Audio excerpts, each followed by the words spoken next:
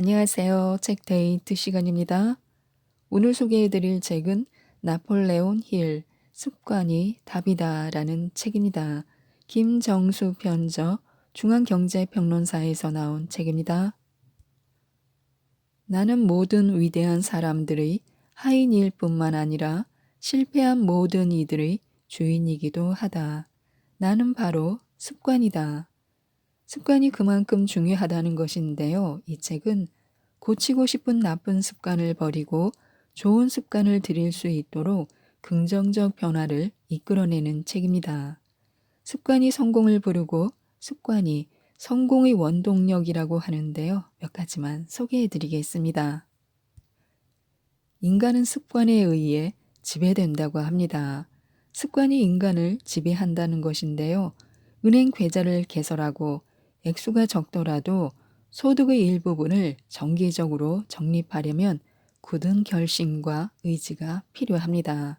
그리고 이것은 많은 사람이 그토록 소망하는 경제적인 자유와 독립을 얻느냐, 마느냐를 결정하는 중요한 원칙입니다. 이 원칙은 개인의 소득과는 전혀 관계가 없습니다. 자신의 소득이나 여타의 수입에서 일정 비율을 체계적으로 저축하는 습관을 가지면 재정적으로 독립된 위치를 누릴 수 있게 됩니다. 만약 저축하지 않는다면 소득이 얼마가 됐든 절대 경제적인 독립을 누릴 수 없다는 것은 자명한 사실입니다. 저축을 하지 않으면서도 이 원칙에 해당되지 않는 유일한 예외는 평생을 쓰고도 남을 만한 유산을 상속받는 것 또는 복권에 당첨되는 것 뿐입니다. 하지만 이런 요행은 실현 가능성이 희박합니다. 부자가 되는 것과 저축을 하는 것도 결국은 습관의 힘입니다. 습관의 법칙을 잘 적용하면 우리의 수입을 체계적으로 보존해 줄 뿐만 아니라 더 나아가서는 우리에게 더욱 큰 기회와 비전, 자신감, 상상력, 열정, 자발성과 리더십 등을 길러줄 것입니다. 돈을 버는 능력을 키워줄 것입니다. 습관이란 다른 종류의 습관으로 채워지지 않는 한 재발하는 경향이 있습니다. 따라서 어떤 습관이라도 그 자리를 다른 바람직한 습관으로 대체해야만 먼저의 습관을 근절할 수 있습니다. 바람직하지 못한 습관을 중단하는 것만으로는 충분하지 않습니다. 재정 독립을 꾀하는 사람이라면 소비의 습관을 반드시 저축의 습관으로 바꿔야 합니다. 기회는 준비하는 사람에게만 찾아갑니다. 만약 돈도 없고 저축하는 습관도 없었다면 큰 돈을 벌 기회, 즉 행운은 자신을 비켜갈 것입니다. 슬프고도 냉정하지만 이것이 현실입니다. 저축하는 습관을 경시해서 일평생을 단조롭고 고된 노동으로 보내는 사람을 지켜보는 것은 슬픈 일입니다. 거의 모든 자산가가 액수에 관계없이 저축하는 습관을 가지고 있었다는 사실은 아무리 강조해도 지나침이 없습니다. 이 기본 원리를 마음 깊이 새긴다면 우리는 경제적 독립을 위한 길에 제대로 들어선 것입니다. 돈이 없는 사람은 돈이 있는 사람의 처분에 의해 좌지우지 됩니다. 이는 개인이 어떤 능력을 지녔는지, 타고난 재능이 있는지, 교육은 얼마나 잘 받았는지 등과는 상관없이 적용되는 사실입니다. 사람들은 그가 누구인지, 그의 능력은 무엇인지 보지 않고 오직 통장 잔액만으로 그를 평가합니다. 통장에 잔고가 없는 사람은 좋은 기회를 만나도 자기 것으로 만들기 어렵습니다. 인내가 힘을 키운다는 것은 불변의 진리입니다. 에머스는 세상의 모든 만물은 이중성을 갖고 있다. 삶의 노력에는 속임수가 있을 수 없다. 도둑은 바로 자신의 물건을 훔치는 사람이다. 사기꾼은 바로 자신에게 사기를 치는 사람이다. 노력의 가치는 지식과 미덕이지만 재산은 간판과 같다. 간판은 종이처럼 위조할 수도 있고 도둑 맞을 수도 있다. 하지만 지식과 미덕은 그럴 수 없다라고 말했습니다. 큰 승리는 오직 노력하는 자만이 이룰 수 있습니다. 매일 끼니를 거르지 않듯이 노력하는 습관 역시 하루도 빠지지 말고 연습해야 합니다. 또한 우리가 받은 대가보다 더 많은 일을 한다면 세상은 우리가 일한 것보다 더 많은 것을 우리에게 주고 싶어 한다는 말을 현실로 증명하는 날이 올 것입니다. 보수보다 많이 일하는 습관을 갖고 그와 같은 태도로 일해야 합니다. 우리에게 돌아오는 결과는 이자에 이자를 덧붙여 상상도 못할 규모가 될 것입니다. 노력의 결과로 얻은 이 재산을 어떻게 쌓아 올릴지는 우리에게 달려 있습니다. 인간은 기본적으로 진실이 무엇인지 알기보다는 자신이 알고 있는 것이 진실이길 원합니다. 그러면서 자신의 결점을 덮어두려고 수많은 알리바이를 만들고 변명을 창조합니다.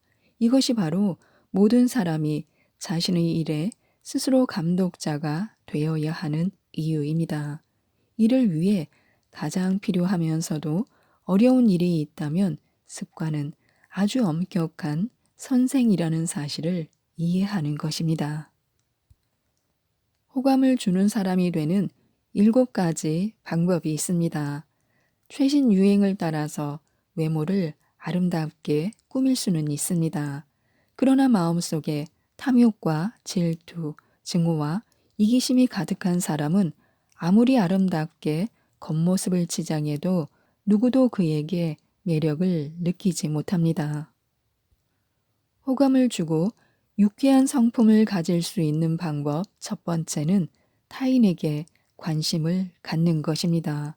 그들의 좋은 점을 찾아 칭찬하는 습관을 기르면 됩니다. 두 번째는 일상생활 또는 대중 앞에서의 연설에서도 힘있고 설득력 있는 목소리로 말하는 습관을 기르면 됩니다. 조금 더 큰 목소리로 말하는 것입니다. 세 번째는 자신의 몸과 자신이 하고 있는 업무에 어울리는 복장을 해야 합니다. 네 번째는 긍정적으로 사고하면 됩니다. 다섯 번째는 상대방으로 하여금 당신의 온기와 열정을 느낄 수 있게 하면 됩니다. 여섯 번째는 상대의 매력을 찾으려 하기 전에 내가 먼저 상대에게 매력적으로 보이도록 노력해야 합니다. 일곱 번째는 자신의 유일한 한계는 자기 마음 속에서 이미 결정되었음을 기억해야 합니다. 이 7가지 요소는 유쾌한 성품을 형성하는 데 있어서 가장 중요합니다. 그러나 이 요소들이 저절로 형성되지 않는다는 점을 명심해야 합니다. 이것들을 몸소 실천하고 자신의 성격을 변화시키려는 굳은 의지가 있어야만 성품이 바뀔 수 있습니다. 긍정적인 성격의 근본이 되는 생각, 느낌, 행동을 개발하고 자신의 생각을 더욱 힘있고 설득력 있게 표현하는 방법을 배운다면 자신의 성격을 더욱 매력적으로 변화시킬 수 있을 것입니다. 긍정적인 사고 방식을 가진 사람에게는 그를 더욱 매력적으로 보이게 하는 위대한 힘이 있습니다. 이 힘은 비록 눈에 보이지 않지만 큰 힘을 갖고 있습니다. 이 힘을 가진 사람과 대화를 하다 보면 비록 많은 말을 하지 않아도 보이지 않는 힘을 느낄 수 있습니다. 남에게 호감을 주는 사람이 된다면 우리는 물질적으로든 정신적으로든 큰 이익을 볼 것입니다. 다른 사람을 즐겁게 하는 것만큼 자신이 행복해지는 일은 없습니다. 지금 짊어지고 있는 무거운 짐을 벗어버리고 타인과의 쓸데없는 논쟁에서 벗어나야 합니다. 색안경을 벗어던지고 우리 눈에 보이는 인생의 행복을 즐겨야 합니다. 남을 부수기 위한 망치를 과감히 버리고 의심으로 가득 찬 노크를 이제 멈춰야 합니다. 인생의 행복은 주변의 모든 것을 부수는 파괴자에게 돌아가는 것이 아니라 긍정적인 사고를 하는 사람에게 돌아갑니다. 예술가는 집을 짓고 고물 장수는 집을 무너뜨립니다. 당신이 불평불만에 가득 찬 사람이라면 이 세상은 당신의 불만을 들으려 하지 않을 것입니다. 그러나 당신이 우호적이고 낙관적인 사람이라면 세상은 자발적으로 당신의 말을 들을 것입니다. 불평불만이 많은 사람은 유쾌한 성품을 가질 수 없습니다. 희망만으로는 부를 획득할 수 없습니다. 역사상 변치 않는 진리가 있다면 그것은 스스로 할 수 있다고 믿으면 할 수 있다. 그것은 주어진 과제와 겨루는 마음가짐에 달려 있다는 것입니다. 할 수 있다고 믿으면 할 수 있습니다. 인간에게는 두 가지 에너지가 있습니다. 하나는 육체적인 것이고 다른 하나는 정신적인 것인데요. 이 두 가지를 비교하는 경우 전자에 비해 후자가 훨씬 중요합니다. 잠재의식에서 짧은 시간 내에 대단히 강한 힘을 이끌어낼 수 있기 때문입니다. 크게 성공했다고 인정받는 사람들이 온갖 고난을 극복할 수 있었던 불가사의한 정체는 과연 무엇일까요? 그들이 발휘한 초자연적이면서도 위대한 힘은 어디에서 나오는 것일까요? 가령 치명적인 패배로 큰 타격을 받아도 다시 전 세계를 상대로 싸우려고 일어서는 사람에게 무한의 지성이 구원의 손을 내미는 것은 왜일까요? 과거의 위대한 철학자, 실업가, 예술가, 정치가, 발명가 등의 사람들을 총합적으로 분석한 결과 인내력과 집중력 그리고 목표의 명확한 계획화가 성공의 근본 원인이었습니다. 어떤 경우든 원하는 것을 얻기 위해 꼭 필요한 것은 명확한 소망과 부단한 인내력을 바탕으로 한 계획입니다. 명확하게 목표 달성의 기일을 대답하지 못하면 계획도 명확하게 설명하지 못할 것입니다. 희망만으로 부를 얻을 수는 없습니다. 불타는 열망만이 우리의 꿈을 이룰 수 있습니다. 불타는 욕망이 행동을 유발합니다. 명확한 중점 목표를 세우고 이를 진행하는 습관은 당신이 신속하게 결정을 내리도록 도와줄 것이며 이러한 습관은 자신이 원하는 모든 것을 얻게 해줄 것입니다. 뿐만 아니라 명확한 중점 목표를 세우고 이를 진행하면 그것을 획득할 때까지 주어진 모든 일에 자신의 주의력을 집중시키게 됩니다. 집중적인 노력과 명확한 중점 목표를 가지고 일을 진행하는 습관은 성공을 위한 필수적인 요소로 이 둘은 불가분의 관계에 있습니다. 누구에게나 자신이 남보다 더 잘할 수 있는 일이 있게 마련입니다. 그 분야를 발견하고 그것을 명확한 중점 목표로 삼아서 자신의 온 전력을 집중해야 합니다. 이때 반드시 달성해낼 수 있을 것이라는 믿음으로 공략에 나서야 합니다. 자신에게 가장 적합한 일을 찾았을 때, 그리고 자신이 좋아하는 일을 발견했을 때 성공을 거둘 가능성이 커진다는 사실을 염두에 두어야 합니다. 자신의 마음과 영혼을 전부 쏟아 부을 수 있는 분야에서 가장 성공하기 쉽기 때문입니다. 우리의 습관은 환경에서 자라납니다. 같은 것을 계속하거나 같은 생각을 하고 같은 말을 반복하는 것으로부터 습관은 생겨납니다. 일단 습관이 형성되면 인체의 행동을 조절하게 됩니다.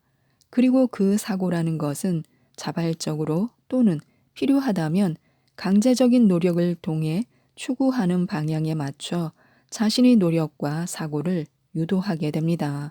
결국 이런 것이 습관이 되어 계속해서 그 길을 따라 자신의 노력을 경주하게 되는 것입니다.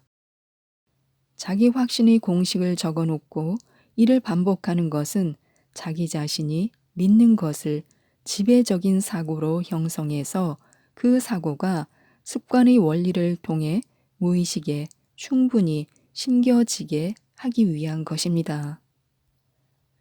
습관의 원리로 근육을 움직일 수 있는 것처럼 마음의 능력도 장악하게 할 수 있습니다. 자신에게 끊임없이 반복해 이야기하고 혹은 어떤 욕구를 마음에 품고 계속 생각하면 그것은 결국 육체적인 표현으로 나타날 것입니다. 삶에서 고군분투라는 것은 단점이라기보다는 장점으로 작용합니다. 삶에서 필요한 여러 자질들을 길러주기 때문에요. 어린 시절부터 생존 경쟁에 놓여진 많은 사람들이 세상의 중심에 자리를 잡게 되었습니다.